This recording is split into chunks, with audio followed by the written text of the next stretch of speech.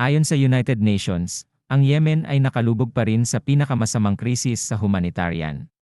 Mahigit sa 6 na taon ng patuloy na labanang militar ang nagpilit sa 4.3 milyong tao na umalis sa kanilang mga tahanan at naglagay sa 14 na milyong tao sa panganib ng gutom at nakamamatay na sakit.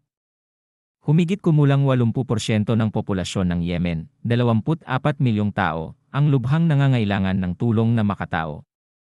Ayon sa 2024 Global Peace Index, ang kapayapaan sa Yemen ay lumala dahil sa tumaas na kawalang tatag sa politika, marahas na demonstrasyon, at mas mataas na tensyon sa resulta ng salungatan ng Israel-Hamas.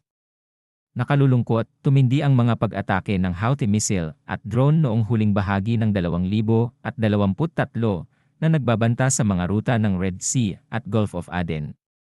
Ang salungatan ay lalong lumaki dahil sa mga tugon ng militar ng US at UK sa rehiyon.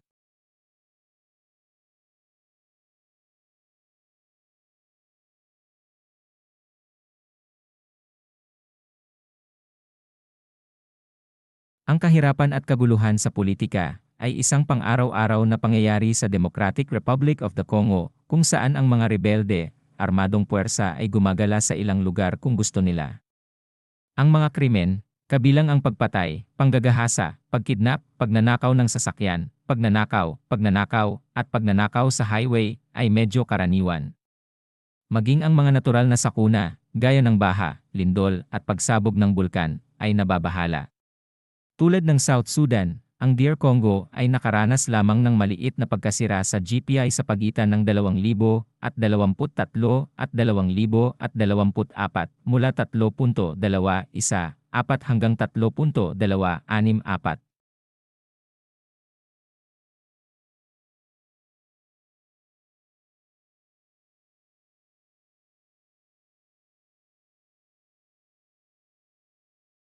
Ang 2023 GPI ng Syria na 3.2 ay bahagyang bumaba sa 3.173 sa ulat noong 2024 na maaaring maiugnay sa patuloy na tunggalian, kaguluhang sibil, at malawakang marahas na krimen, kabilang ang mga pagnanakaw, pag-atake, pag-carjack, at pagkidnap.